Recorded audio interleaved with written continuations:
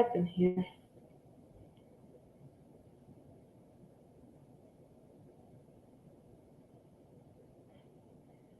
Hello, everyone. There's only one person watching so far.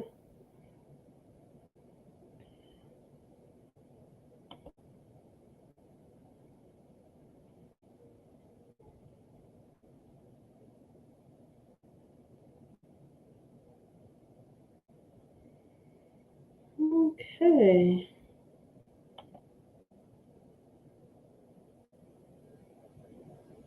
Hello, if you're out there watching, comment and tell us hello.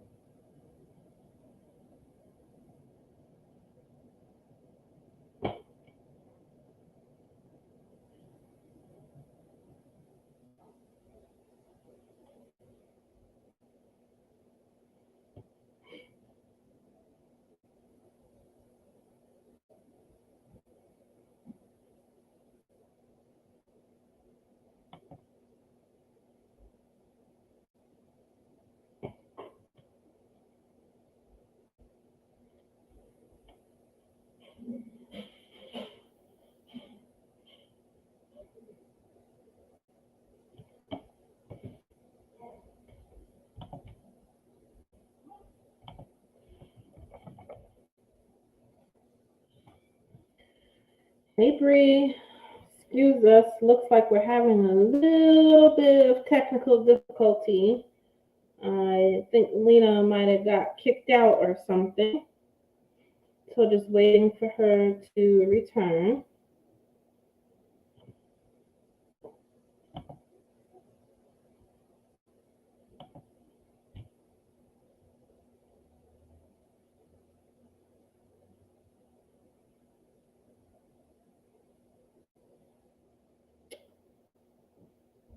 Okay.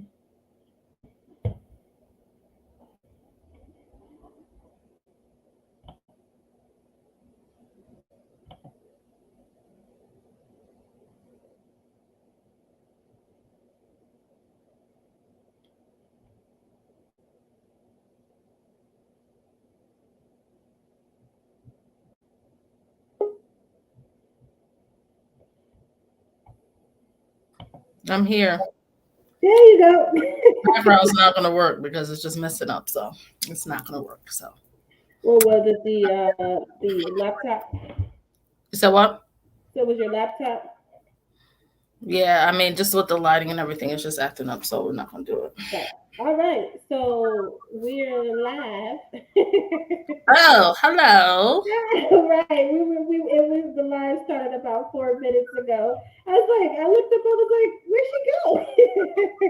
Technical difficulties, people. Technical difficulties on my end. Computers not doing what they need to do. Right. The joys of it all. Well, I mean, let's jump into it. Hi, everyone. Welcome back to the fourth episode of Sugar and Spice Podcast. Today, we are going to talk about a difficult topic, which is suicide. But before we do that, let me introduce myself. My name is Bialina, but most people call me Lena.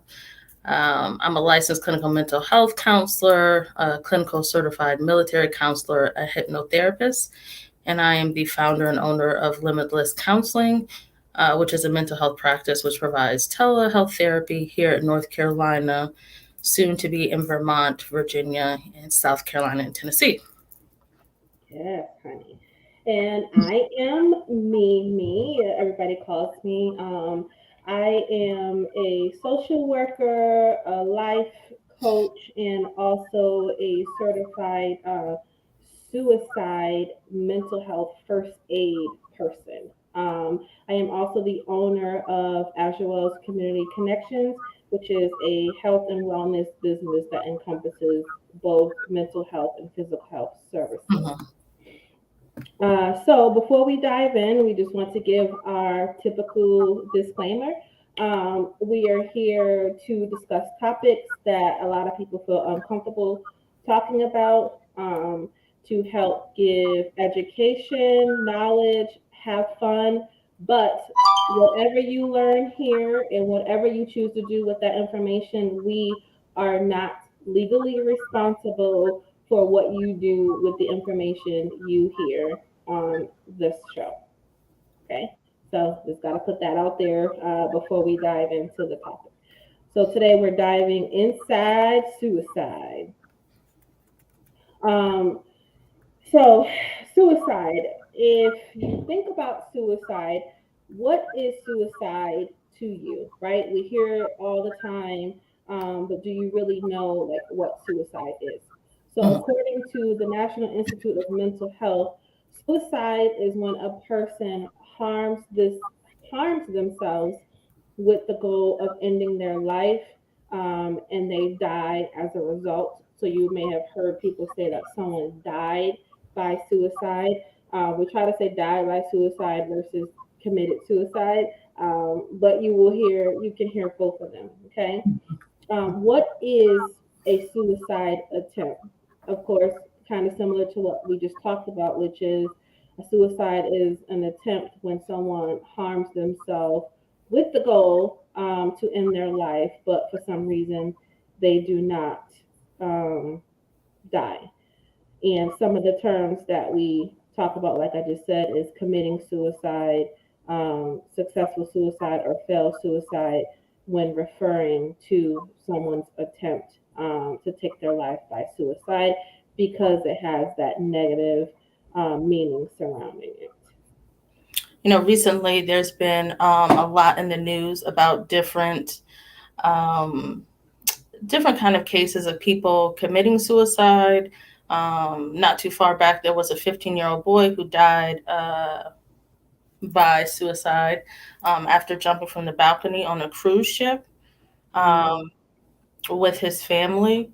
Also, well-known actress and producer and kind of just a phenomenal person. You can tell I'm a fan. Uh, Right? Regina King, was very unfortunate that her son, at the age of 26, died by suicide, and had been struggling, I think, for a while with some substance abuse and mental health issues, um, and in and out of treatment. Also, I'm pretty sure that we all heard about um, the Miss USA winner. Uh, she was actually from here in North Carolina, I believe Charlotte, who ended up committing suicide, um, death by suicide. And everybody was really, really surprised and kind of shocked by that one because it seemed like, she had everything um, going for her, being a lawyer, winning the pageant. And her family did say that she had been struggling with some mental health issues and just some strong family issues that it just seemed like she was overwhelmed with when she made her, you know, successful attempt.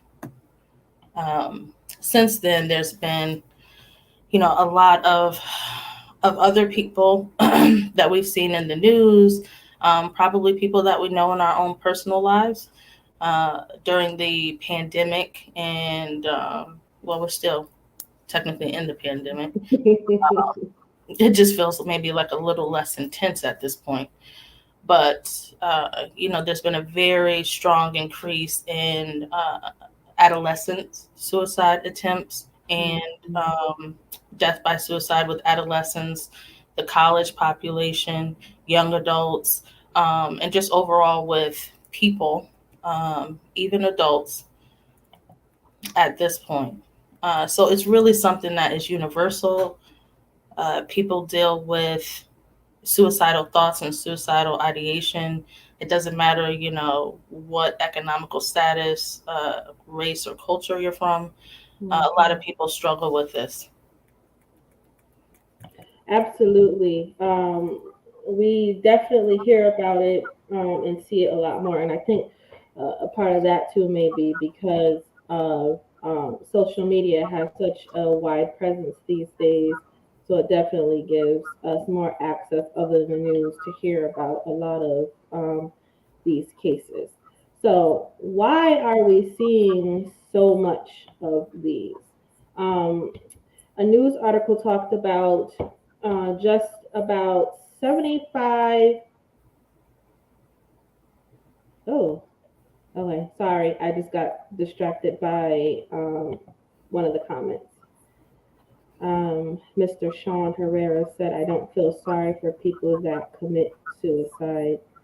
Um, so that just kind of caught my attention for a second because the comments are rolling. Comments are rolling on that. Of course, Bree commented and said, "Yikes!" But he said that is the truth. So we're going to talk a little bit more, and it's kind of one of those things. I actually saw a TikTok the other day, and someone actually kind of spoke to what Mr. Sean said, which is like, the whole mental health, living in misery kind of thing, where if a person chooses to die by suicide, they're basically putting themselves out of the misery versus living for people and still continuing to be miserable. So her same perspective was that she doesn't feel sorry for people who commit suicide either. But we all know that it's not a great space to be in, that you want to feel and attempt and possibly take your own life, because you can be living with a lot of pain inside that gets you to that point. And I think that maybe later on when we talk a little bit more about what causes somebody to get to that point. I mean, Right. and the risk factors that causes somebody to get to that point where Mm-hmm. they feel like that is their only option to end the pain. Because it's not a simple topic, and it does look different for everyone who is in that space, or is successful in committing suicide.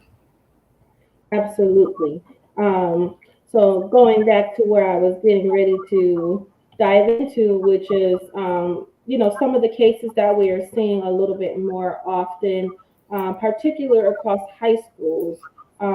There's about 7,500 high school students across the United States who have reported, experiencing difficult behaviors in relation to suicide. Okay. The research study explored, racial and ethnic differences surrounded by this, and they found that Black high school students are almost twice as likely as white students to attempt suicide without reports or any plans being noted to someone. And that's going to be, good information once we start to dive into looking at the signs and the symptoms of a loved one who might be suicidal.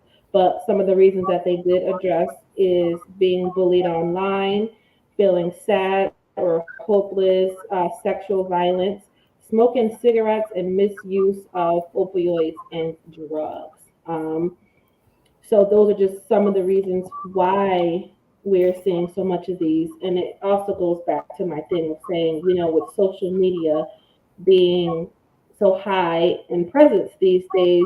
People see things online, people report things, everybody share everything. So I think some people share things before they even look it up and know if it's true or not. Um, Exactly. so I think social media plays a big part of it. All these challenges that people do on the different type of TikToks, not the safe and funny ones, but there's TikToks that challenge kids to do things that are very dangerous in order to try to prove themselves. And that boils down to what we call peer pressure. I think we all know about peer pressure. I don't think that has skipped the generation.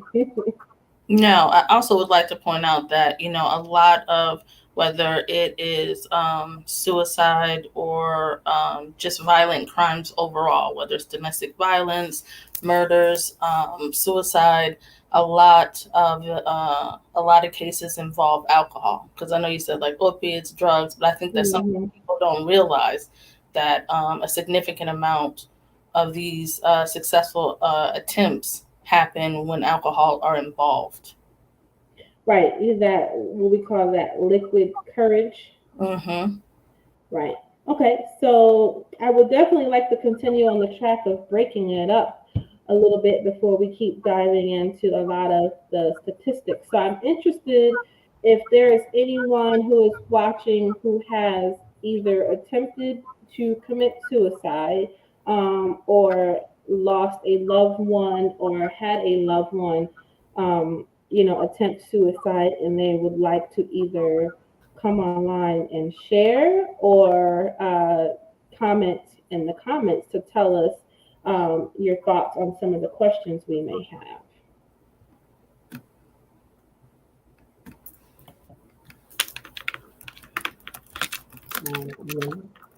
Crickets done came in now since that, that last comment.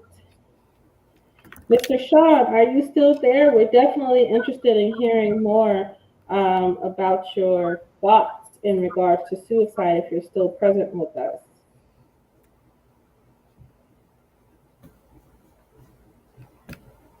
Okay. Anybody else out there who's willing to You know, share? I'm more than willing to share my stories. Unfortunately, I have dealt with a lot of suicide um, over the years, um, and lost a lot of friends to suicide. And even at the beginning of the pandemic, I lost a family relative on Christmas Day. So, it definitely is very complicated. Each situation has been different. Um, each situation has been different, and some people showed signs. Some people, I think a big misconception is that people don't realize that sometimes when a person makes up their mind that they're going to try to successfully complete it, that they can seem almost chipper and happy. And so it really throws people off guard. But mentally, they're chipper and happy because they know that the emotional pain that they've been dealing with, Hmm. they're getting ready to not have to deal with that. Absolutely. So it looks like we have a comment from Bree who says that a friend of hers actually just buried her 15-year-old due to suicide. She was dealing with a lot of pain that nobody was aware of. A same thing happened to an ex co-worker. His 16-year-old son uh, committed suicide due to bullying about his sexuality. And Um, these are very hard things to go through, especially for the family, because a lot of times the family doesn't understand how it got there, or what happened, or what did they miss, or how did they even miss the signs of it. So it impacts everybody's life. um, Bree, are you interested in sharing, how do you could you share like maybe what the impact has appeared to be like for these families?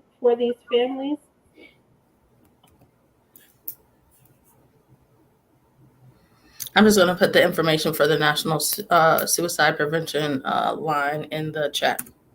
Okay. I know that I think this gives us a little bit delay too with Facebook, so Uh, um our questions might be a little bit delayed. One other thing, I'll share another example since nobody's saying anything, which is, in this country, I do feel like we really do fail our veterans. One of my close coworkers that I worked with at a mental health facility um, ended up taking his life. And it was shocking to all of us because we didn't really see the signs, even though we're all working in a mental health facility, that some Mm, people do a good job of hiding it.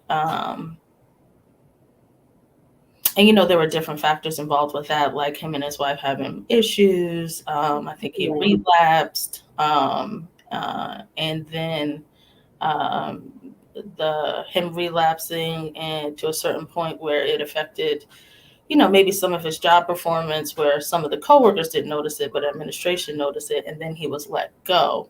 Um, Mm. we did feel like we failed him because we noticed maybe like his energy level wasn't the same.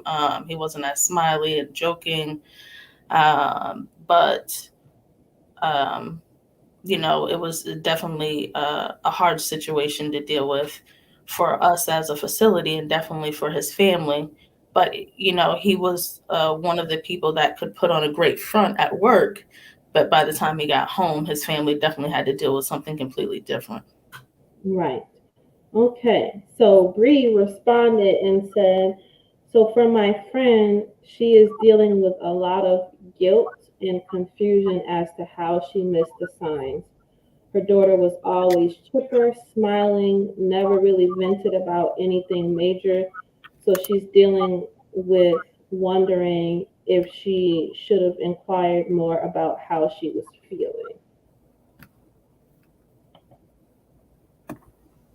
And that is definitely very common when it comes to the family members, because sometimes they with children, especially teenagers, we know that their moods are up and down, right? So it's kind of hard to really detect what's going on with your teenager. But that's why I always tell parents, if you have a bubbly child and all of a sudden they're not bubbly, be in their face, be in their space, try to figure out what's going on with them, because uh, that's not their normal. You know what I'm saying? And if you have a child who's usually maybe an introvert or something like that, that's also something to be a little bit mindful of when their behaviors change, because as we'll learn a little bit on, sometimes when a person is getting ready to attempt suicide, as Bylina mentioned before, their energy changes. Sometimes they get a little bit more chipper because they know that they're getting ready to be, out of that pain that they have been experiences, um, experiencing, all of the past. So Bree says, in regards as the ex co-worker, he deals with major guilt because of top of his son being bullied. He wasn't necessarily the biggest supporter of his son's sexuality. Um, he wasn't he wasn't a bully, but he was the type who felt like if he didn't encourage it, it didn't exist. So when his son committed suicide, it left him feeling like he played a major part in his demise.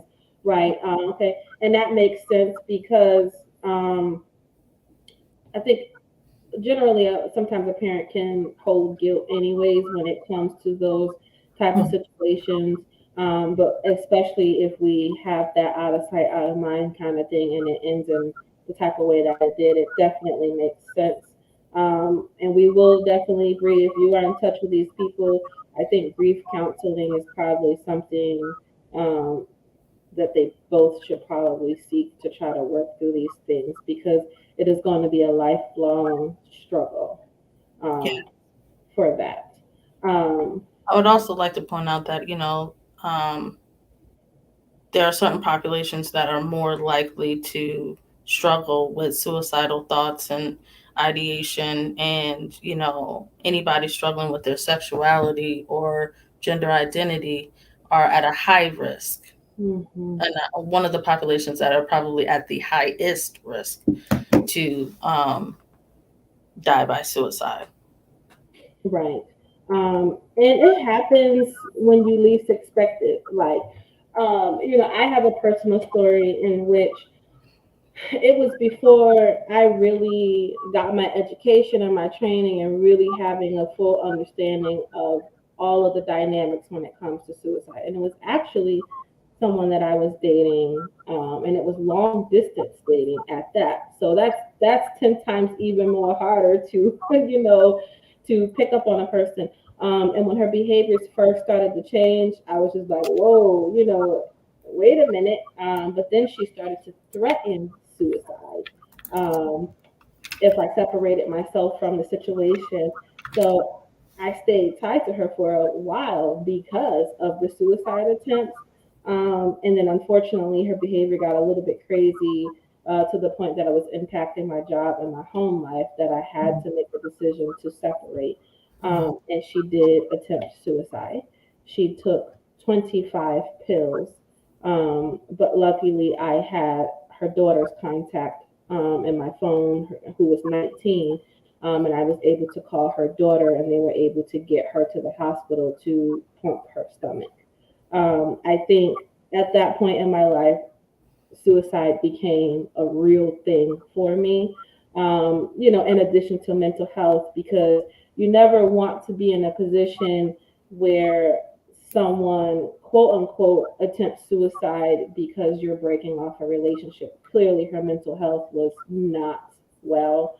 But I'm glad to say she has moved on with her life. She is healthy and she is happily married now. But by far, a lesson that goes with me forever. It definitely goes with me forever. So that would be my own personal experience. I do have clients who have had uh, suicidal ideations. I do have a 15-year-old client who did attempt suicide last year. Um, and when I see her, I can see the dynamics of what led to her suicide. Mm-hmm.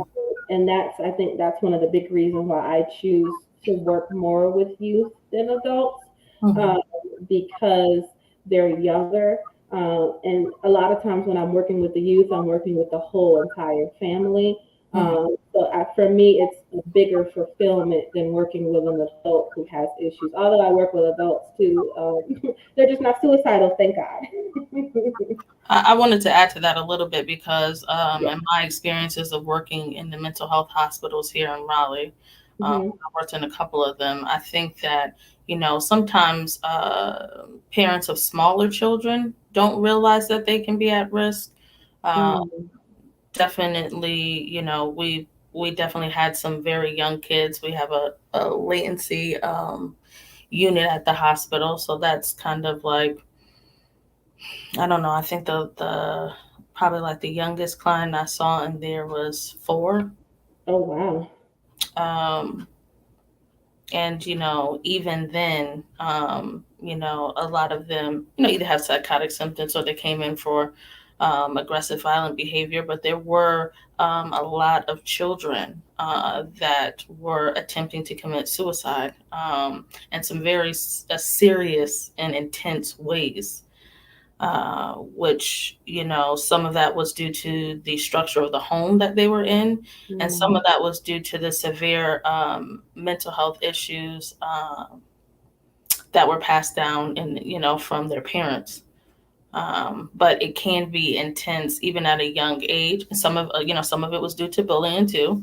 Um, so even at a young age, you do have to keep an eye on your children and make Right. sure that you're checking in and talking with them about their feelings and emotions, um, at a young age. Yes, that just like totally made my gut wrench just thinking about a child being 4 and even having a life so heavy that they could even have that thought process. Most 4-year-olds don't know if they want macaroni and cheese or chocolate for lunch, and to have that type of heaviness on their heart, it just breaks my heart. Um, Definitely. Right. Okay, so let's talk a little bit about facts and myths about suicide. Okay, let me just get to the place. Okay. So some common facts and myths about suicide. A myth is that suicide only affects individuals with mental health conditions. Um, I would say the myth is that they have to have long-standing mental health conditions. Right. There are people. I remember when the economy crashed. I'm not going to say when because I'm dating myself with age. But like when the financial kind of like Wall Street crashed, and it really affected a lot of people who were making large amounts of money on Wall Street. Mm. And I was working for an employees assistance program that served those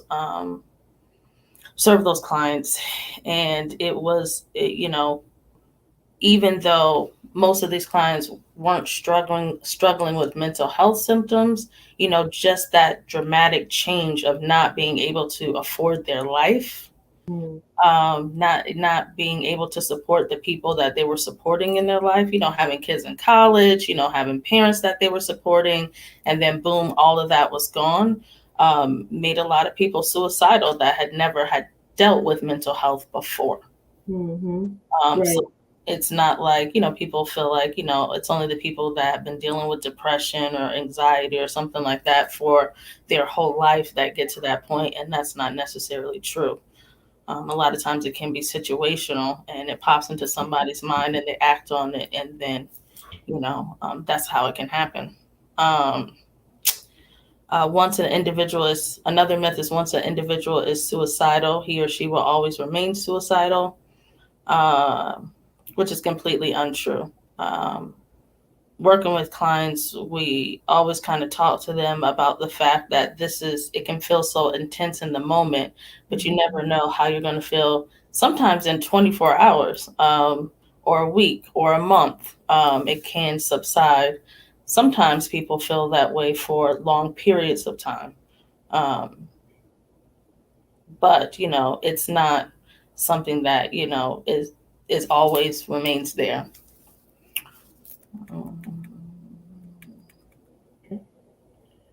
The act of suicide often is an attempt to control deep pain, emotions, and thoughts in an individual is experiencing.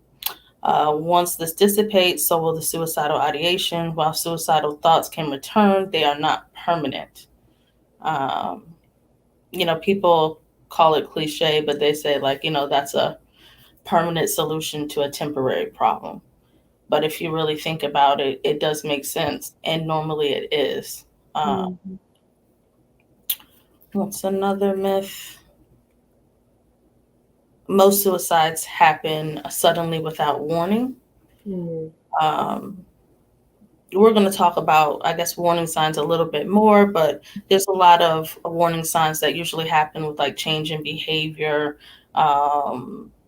people verbally, talking about it or giving, warnings or hints that they're struggling or may be in trouble.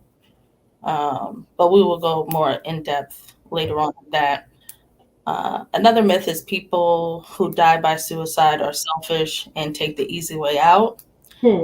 I'm sure that we could get in a debate about this myth, because it just, everybody has their different views about it. Neither one is necessarily wrong or right because we have the right to our own views. But I think that if people really had an inside look to the amount of pain and kind of torture that people feel who actually successfully attempt, they would have a better understanding that it's just not that black and white or cut and dry. Some people say that, suicide is selfish because it transfers the pain to the people who love them, because they're left here without the person and they feel an intense amount of pain. But I think, it's probably, there's no doubt that the people who love them and who are around them feel a tense amount of pain. But I do feel like, the person who completes the act is probably feeling the most intense amount of pain out of everybody. Mm-hmm. Right. And I think it takes a lot of courage to get to that point. Would be my thought. I don't think deciding to attempt suicide is an easy way out. I didn't want to just do that. Myths talking about suicide will lead to and encourage suicide. This is one of the myths that could not be more inaccurate. A lot of people feel lonely and detached, who deal with like severe depression. And sometimes, that leads to suicide. And I think the lack of talking about how to, like, coping skills, resources, not only to people who are dealing with depression or maybe at risk for suicide, but just to everybody, so that everybody knows how to help somebody if they feel like they're in danger. A lot of people don't know how to involuntarily commit an adult. And feel like, once somebody is an adult, there's nothing they can do. You can't make them get treatment. You can't make them do anything. But there are resources out there to still be able to help them if they are a danger to themselves or others. But most people who are not in the field don't know how to go through that process. So talking about it and educating people about, the warning signs, coping skills, resources, treatment modalities, and things that they can legally do to help somebody get help, would probably lower all, the rates of suicide across the board. Anything that you have to add? You're right on the money. Like, I totally agree with everything that you're saying. So.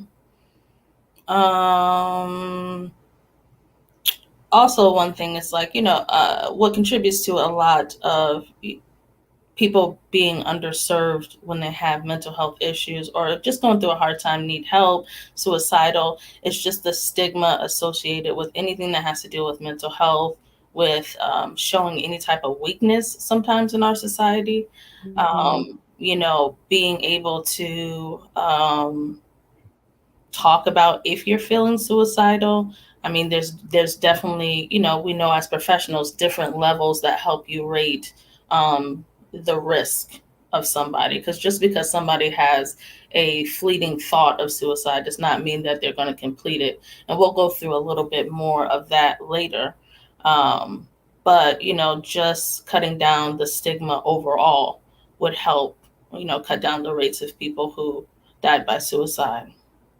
Absolutely. I definitely would say that we have evolved a lot with people saying, go to therapy, mental health is wealth. But a lot of people fail to also realize that when you have gone generations with that, what happens in the house stays in the house, or go to church and the pastor or bishop will pray with you and counsel you and those type of things. Some people are really still stuck in that stigma thing, and feeling like they are weak, or sometimes people are so caught up into what they are used to that being able to go to therapy requires for you to acknowledge what you are feeling. And some people are either afraid of a diagnosis being slapped on them, or they don't want to deal and do the work that they need to do. So going to therapy is not just as easy as sitting in the chair, but it is definitely a thought. One thing I wanted to add to that, because of the way you said it, I know how people are going to respond. Right. You say, like, I think that, going to a pastor, going to your faith is a good idea, but in some cases, it may not be enough to keep you in a safe space. So there's no reason why you can't do both. Right, and I'm definitely not saying you can't do. But listen, you know me. I know. That's why I wanted to clarify, because like, I'm gonna be straightforward about it. Yeah, so I'm not taking away from anybody going to their bishop or their pastor and or their faith and praying, about these things, or that whole mentality of keeping things indoors. But there is so much more to it. And with all due respect, these pastors and bishops are not often trained to deal with some of these things. However, that is my perspective, and how it I never hurts to do both.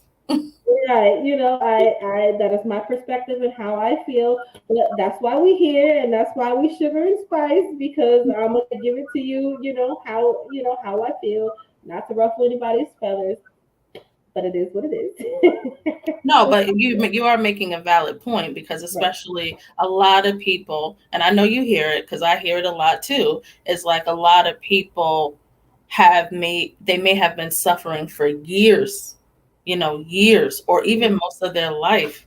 And then they get to a breaking point where maybe, they're having suicidal thoughts, maybe they're having anger outbursts, or maybe they just can't even get out of bed, where it scares them, and then they come to therapy, and then they realize, I should have did this a long time ago, but I was worried about the stigma, and my family told me to kind of pray my problems away. And so, like, it is something that needs the light shined on, because it does in some cases prevent people from getting the other help that they need in order to make it, to avoid going into these crises. Absolutely. And with another true transparency, there are licensed counselors or therapists who can't even handle dealing with a client who may have suicidal ideations or be in that space as well, because it is a very, very heavy topic. Um, and with every client that you deal with, there are certain things that trigger every individual differently. So what you may say to Tom may not work with Bob. That goes to say that whether counselor or bishop or grandma, everybody across the board is not always equipped to deal with these types of things. So I hope Yeah. that's We got. yeah, right. So, risk, right? Why do people die by suicide? And we know there are various things for different people. Um, some things may be on this list, and some things maybe not, but it is definitely a heavy list. So, some of the risks may be someone will consider or attempt to die by suicide because, as we already talked about, they may have a mental health disorder. Okay, that's anxiety, that's depression, schizophrenia, PTSD. postpartum, right? PTSD, postpartum. I think I seen a recent thing on Facebook earlier this year where there was a young mother who was suffering from postpartum, and she decided to take her car and drive it into another car, and that's how she died by suicide. Postpartum depression is a big one, just like PTSD is a different one, a big one. Okay. Bylena mentioned earlier talking about the use of alcohol. Alcohol is always somewhere mixed up in that. If something is happening in your life and you are starting to feel hopelessness, impulsive or aggressive tendencies, history of abuse is a big one, right? People are in an abusive situation and they feel like there's no way they can get out, or they are so ashamed and so hurt over the abuse that they received. Sometimes dying by suicide is the route that they choose to go. Previous suicide attempts, physical illness, major physical illness is a big one. Uh, as we talked about the breakdown in the I about to say in the pandemic, not the pandemic, the Wall Street financial crises, job losses, loss in relationships, and that could be breakups as well as grievings because someone passed away. Some people truly can't continue to live or feel they can't continue to live life after a relationship has gone on. Um, what else? Lack of social support and a sense of isolation. If someone is feeling lonely, feeling like they have nobody, and they really serve no purpose in life, that is another reason why people stare towards suicide. Let's see, we can continue to go on forever. So individuals, we talked about No, I just previously. wanted to add one thing. I'm sorry. Did you say the family history of suicide? Because that really puts somebody at an extreme high risk if they've had a family member that has successfully, died by suicide. Right. So I was going into family history. and family relationships. So someone who has died by suicide, someone who has experienced childhood abuse and neglect and bullying. Um, we talked about relationship experiences as well as sexual violence. Individual would be um, criminal problems is another one, legal problems, substance use disorders outside of alcohol also can contribute to that. And then there is also community and societal issues too, like barriers to health. Like barriers to health is probably one of the biggest Yeah. issues that we see across the United States because either is I make too much money, so I don't qualify for this insurance, but I don't make enough money to pay for the insurance, right? I have this lump growing here on my side and it's getting bigger, bigger, bigger, and bigger, but I'm not going to go to the hospital because I don't have no medical insurance and I don't have no money to pay for this, right? And, things like that can happen. Cultural beliefs, and we talked a little bit about that when I semi ruffled some feathers. Religious beliefs where suicide is a noble resolution for a problem. I'm not really sure what those religious beliefs are, but that is a heavy one to for someone to have to carry that where they believe in that committing suicide is going to fix all of your problems. Yeah. And then Go ahead. suicide cluster that is within the community that you live in. Having access to firearms, the media's unsafe portrayals of suicide, stigmas, military, as we talked some about, cyberbullying, we talked some about. We talked a little bit about sexuality when Bree shared her experience with her coworker. We have seen a lot of people from the LGBTQ community that have committed suicide or been abused because of their sexuality choice. Most of the people who have died by suicide in the LGBT community are teens and young adolescents, and most of that is because the lack of acceptance, from their families because of their sexuality.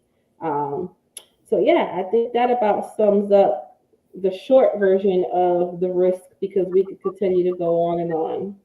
The only one thing I want to add to the risk was that, especially even during the pandemic, prior to the pandemic, and currently, the time frame of when they can get access to services. I see a lot of people, and a lot of people call me, and they're very surprised that, like, I can work with them to try and fit them in in the next 2 weeks, because a lot of the bigger agencies are like 3 or 4 months. And so like it takes people a lot sometimes to be able to make the call to get help, and Mhm. for the access, to not have a session or be able to access, somebody for months when you're trying to call because you're not in a good place right now. I mean, I think that is something as a society we have to work on, making that time shorter. Right, and I definitely can agree. I do have a client who has insurance. I particularly don't take her insurance, but her therapist that she was working with was kind of just not a fit, and to get an appointment was very, very difficult for her, and that was one of her major issues. She Hmm. decided to pay out of pocket because one of the greatest benefits that she had was when she called and she was in a crisis, I would make it work so that I could see her. Yeah. And you're right, with bigger agencies, it's hard to do that because there's more patients than there are therapists. Yeah, And higher caseloads, and yeah, yeah, not as much availability, and then a lot of people moving around. So, being able to see somebody in a timely manner, or making sure that if you can't, you try to connect them with somebody who can. right. So it looks like we have a comment from Dean Martin, and I think she's speaking to some of the risks that we talked about, saying about holding things inside and not talking about their feelings, is what she feels is also a risk for people. And that is true because when you hold a lot of things inside, I always say it starts to build up and build up and build up. and then it erupts like a volcano. And we know when a volcano erupts, we never really know uh, which way that's going to go. It can either be on yourself or on somebody else. Yeah, most definitely. So we're going to move on to knowing the warning signs. Some warning signs may help you determine if a loved one is at risk for suicide, especially if their behavior is new, has increased, or seems related to a painful event, loss, or change. If you or someone you know exhibits any of these signs, please seek help. You can call the Lifeline. There's the NAMI line. There's, every state and every city has a local mental health department that should have a 24-hour line where you can access services or be connected to services. Mhm. Um, but talking about the warning signs is if a person is talking about wanting to die or kill themselves, looking for a way to kill themselves, like searching online or buying a gun, um, talking, writing, or posting on social media thoughts on dying, death, or suicide, uh, talking about feeling hopeless or having no reason to live, talking about feeling trapped, like there's nowhere to go or unbearable pain, talking about being a burden to others. I think that is, you know, one of the warning signs that maybe people miss. People feeling like when people start talking about feeling like they're being a burden to others. Increased use of alcohol or drugs, acting anxious or agitated, reckless behavior, Mhm. sleeping too little or too much, withdrawing or isolating themselves, showing rage or talking about seeking revenge, Mhm. extreme mood swings. Um, are there any other ones that you can think of, Manima? No, I think those are, um, the major ones. I think, let me see. Um, Another would be, I guess, I'm trying to see, I can't remember. If they are preparing, like I have a pet dog and I love my dog and my dog is everything in the world to me and I don't go nowhere or do anything without it and now all of a sudden I'm giving my dog away. Like that's a red flag because why are you all of a sudden, giving your dog away when they start getting their what we say affairs in orders, like that, okay, making sure my house is clean and I'm packing up things and I'm giving away things that are valuable to me. I Mhm. think that is one of the the major signs. One of the things that I learned in training is we always tell the story about the anesthesiologist who was bubbly and who was happy and he was the light of life for everybody. So nobody ever thought that anything was happening in his personal life. And he Mhm. had a pet iguana that was near and dear to him. And he came to work and said, who wants to take the iguana, right? And when he did that, nobody really questioned it. But he got rid of the iguana, and then the next day they found him in his home. He had killed himself, and nobody still to this day doesn't understand like what happened and how they missed it. But him giving away that iguana that was his life was the sign that is typically not a sign that you would most people would think is a sign, if that makes sense. And also, I think that, I've seen this with a lot of young adults and teens and preteens, I would say, and preteens, where their friend group changes and they seem like, they're all bonding off of being depressed and stuff like that or cutting. They can make these suicide pacts. I've seen it in some teen relationships where they trauma bonded, like we had an episode about trauma bonding, Yeah. and then made a pact to commit suicide, to die by suicide, and were successful. So it's just being able to definitely pay attention to who your children are around and how that's affecting their moods and checking in and, really getting to know their friends or boyfriends or girlfriends. Um, just to make sure that nothing like that is happening, because that does happen a lot.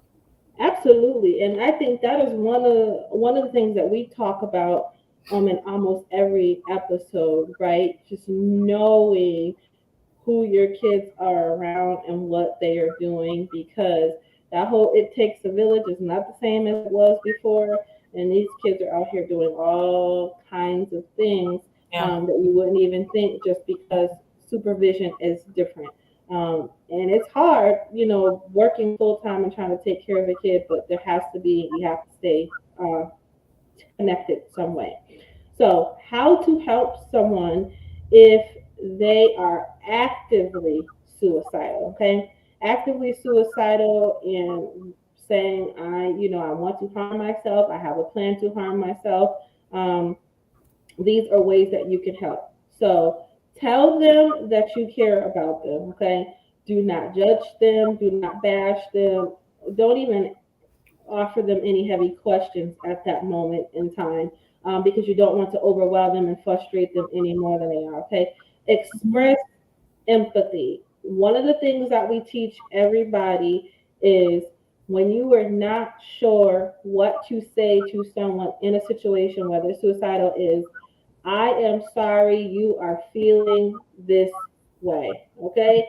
And when you say "I am sorry you are feeling this way," even if you don't understand why they're feeling this way, even if you have 1,000 questions, this is the time for you to be empathetic and Mhm. show them that you are there for them despite what's going on, because they need that. Okay?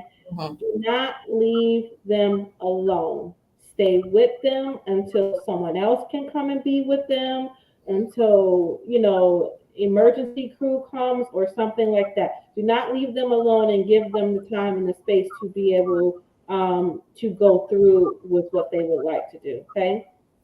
And You I think also, that let's dig in a little bit deeper than that, because I find that in working with families a lot, that when I say to a family, don't leave them alone, mhm. um, Oh boy. I really have to break it down like, Hmm.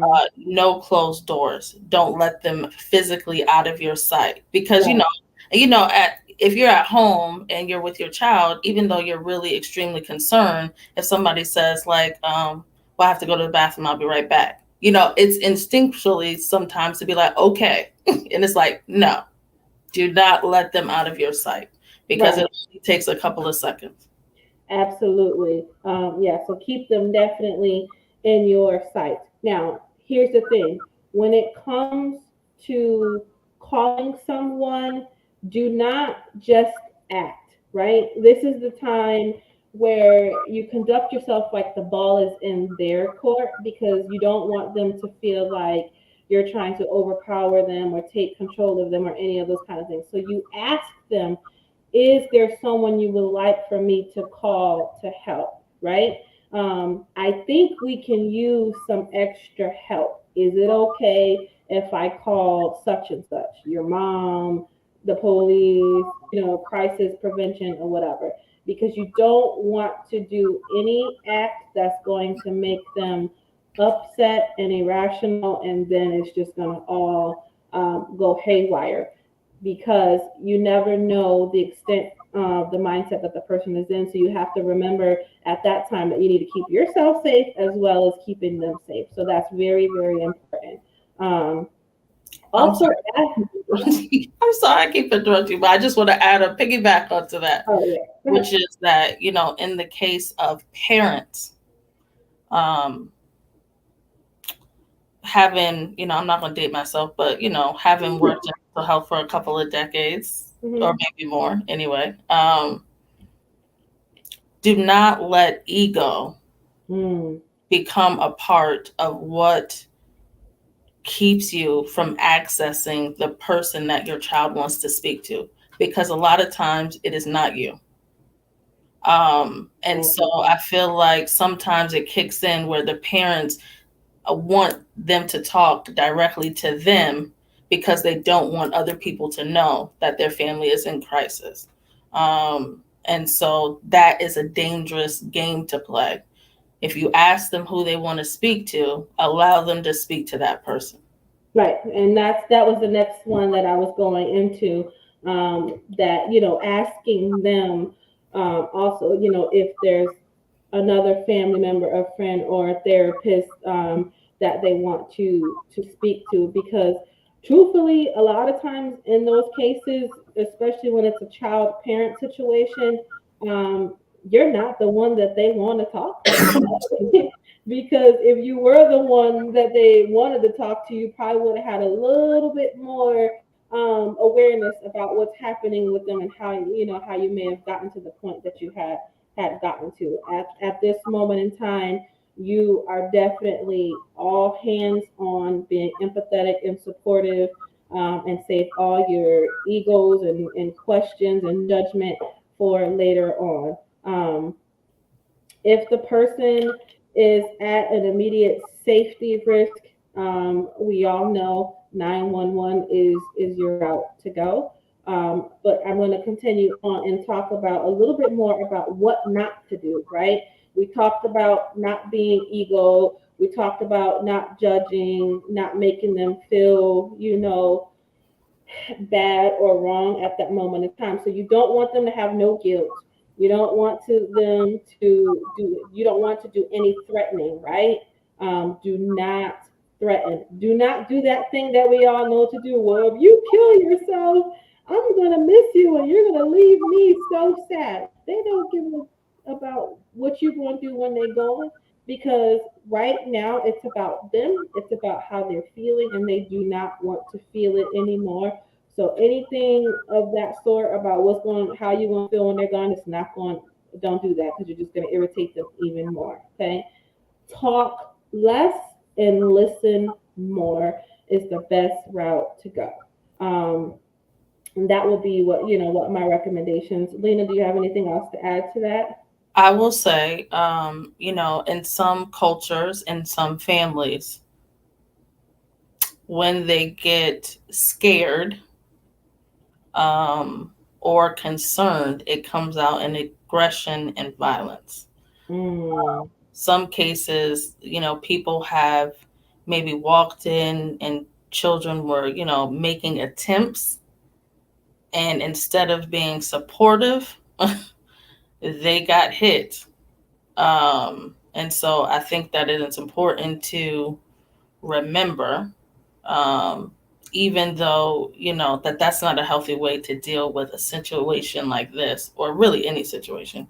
right. If you're concerned, come from a place of love and not aggression, because that makes it even worse. It makes the person shut down, where they probably don't feel safe, Hmm. well, physically safe with you, but they even safe talking to you. But I know I've worked in some instances, I've seen some instances, um, where that immediately was the response because of the fear. It's kind of like that backwards thing. I'm scared because I see you trying to hang yourself. So I'm Hmm. gonna smack you down. Which Right. when you say it out loud, it doesn't make sense. But in the moment, that's the parent's fear response. And that just doesn't help anybody. Absolutely does not. So before we move on to wrapping it up and talking about how to change the conversation of suicide within the Black community, I just want to take a quick second and see if anybody has any additional thoughts or questions for us before we move towards wrapping it up this evening. I see y'all looking. I know you're out there.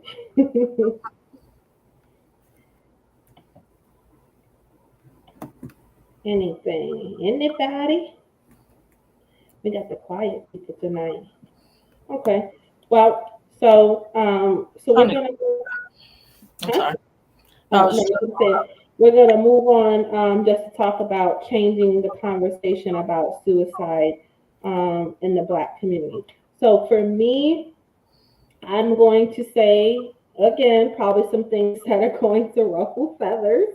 oh Um, well. right. And it's going to piggyback off of what you said about the violence, right? Hmm. This is the thing. For years, especially in the Black community, um, beating or spanking our kids has been a major resolution to probably almost everything. But we have to understand that this day and age, we have to talk a little bit more to gather an understanding of what's happening with our children before we resort directly to spankings and beatings. Okay. Um, it's not healthy. Okay. Now, there's a difference between a beating and a pop. I'll just put that out there. There's a difference between a spank and a beating as well. We know I'm not even gonna go there. But anyways, so there is a difference. But being present for your kids, understanding how they feel, guiding them, educating them, and making them feel comfortable with coming to you and talking to you about what's happening with them is very, very, very, very, very important. Okay. And I'm gonna say this too. This applies to grown adults with their parents too, or grown adults Oh, yeah. with Just, right, and grown adults with their partners, right? Because there Mhm. has been cases where a spouse has committed suicide and the other spouse didn't see it coming and didn't know. Now I'm going to say this also to my adult black men and black women. We have been trained genetically and life wise to thrive through depression and through anxiety and through all of these things that we are feeling, right? Because we have to push through and we have to keep going and we got to feed the kids and we got to make the money, that we don't take time to address our feelings. It is not healthy. Stop compressing. Stop pushing it to the side until it gets to the point where you cannot handle it. It is okay to talk about it with somebody. It is okay to take a break. It is okay to say you need help. God damn it, it's okay to say I can't do it all. And I'm about to lose my. I was about to cuss. Um, I'm about to lose it. Okay. And there's a difference between saying it when you're needing it and using it as an excuse. Okay, it is okay. not being afraid to ask for help instead Right, of just being in crisis silently. right. We have to break those cycles of being strong and not being weak.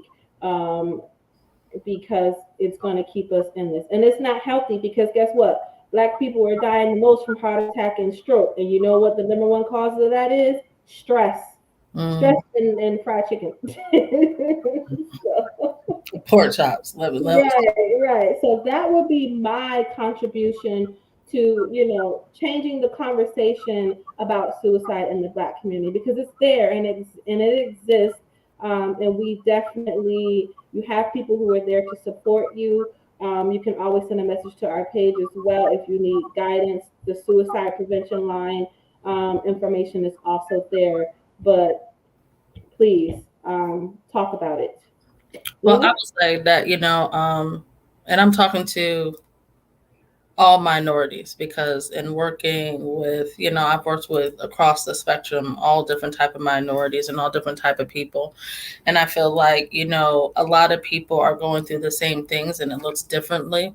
Mm-hmm. Not having the resources, not having the support, not having the, even some of the communication skills to put their emotions and feelings into words. Um, and the stigma within their own families about it. So being able to have those conversations openly so that a person does feel comfortable and doesn't feel silently like they're failing. Sometimes there are some families, and it doesn't matter like what race or nationality, because suicide is, everybody deals with it, and depression and anxiety and mental illness. Mm-hmm. But there are some, families that know that it runs in the family, but nobody ever talks about it. um, which is very unfortunate because sometimes, that loneliness of feeling like you're the only one who's going through it Right. contributes to putting you in crisis to the point where you're making attempts or you're successful. So if people were talking about it more in families and, a lot of friend groups, people will be laughing and having a good time, but you never talk about anything serious. So you don't even know that so-and-so was in the hospital because they made an attempt last month. Mm-hmm. So just being able to feel comfortable having the serious conversations and getting deep with people. And even if you're not a significant person in somebody's life, if you notice that they're off, you never know how much it really can change somebody's whole train of thought by you really sincerely asking them how they're doing and wanting to listen to their response. Absolutely. Absolutely. One other thing that I wanted to talk about, though, because I feel like, not only with people who are suicidal, but, I'm pretty sure that we're going to end up doing an episode on violence with all the recent shootings and stuff, too. So I just want to get this information out there that if somebody is in need of help and is an adult, it's called different things in different states, but you can go through the magistrate and get them committed, which means that if you explain in detail that they are at risk of hurting themselves or somebody else, then you can get them put under a 72-hour hold in a mental health facility so that they can get the help they need. Because sometimes people, as an adult, they think like, oh, well, so-and-so's an adult, I can't make them go. And what will happen then is that they will send the police out to pick them up and transport them. Because it can be dangerous. People make attempts different ways, like people run into traffic. People sometimes antagonize the police to get shot, which is not something that people really talk about a lot, but it does happen because they don't have the guts to do it themselves. So they will put themselves in a position to get shot. And so I just wanted to put that information out there because I feel like it's key. And even if you have like an older teenager where you may feel uncomfortable or they may be feeling suicidal but have violent tendencies, you can go that route as well. Absolutely. I just recently did that last month for one of my clients, but it was difficult at first, but she'll tell you now that it was by far the best thing that happened to her because she feels so much better now. And I definitely would like to piggyback on what you said. And is absolutely it is definitely across all races and ethnicities. I guess I just particularly spoke to the Black community because you hear less about it, right?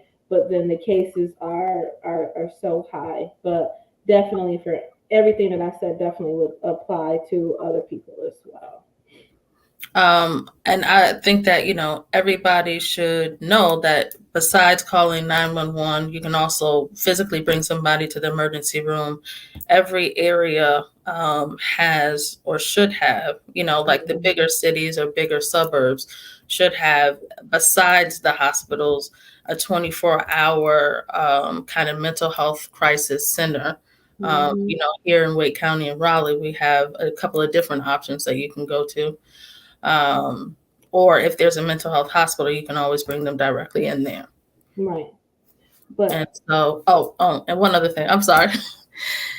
They do have in most major cities and suburbs, they do have mobile crisis, which is if you can access your local mental health, hotline. If you're in crisis, they have like a professional come to the house and do an assessment and make the decision on whether or not that person needs to go to the hospital or whether or not they need to be set up with outpatient services. Absolutely. I just was going to say, when you spoke to bringing them to the emergency room, just to remind everybody that you cannot try to force a person, to get in the car and go to the emergency room. And we want to be mindful also that when you are having the empathetic conversation and things like that, and you ask them if there's help and can you take them to the emergency room, if their response is no, don't get aggressive and combative with them and say, I'm taking you to the emergency room, because it's not going to work out. It's not going to work out in your favor. No, I think in those times it's great to, if you can access mobile crisis, to access mobile crisis. And sometimes even in the rural areas, if they can't come out to see you, they will try and do an assessment over the phone and make sure you either get to a place where like a hospital or something where you can get services, or they'll try to find you an appointment so that you can start, outpatient services to be able to help. Yes, yes, yes. All right. So that is all we have for this evening. I see all of you silently watching. I think Mr. Herrera came in and shook the shook the comments and then took out. As always, we thank everyone for joining. We thank you for all the likes and the shares and the continuous support. And we will be back again next month. And as always, if you have any topics that you would like for us to cover or to dive more into, please comment or send us a message. Okay. Well, thank you, everyone, and have a good evening. Good night.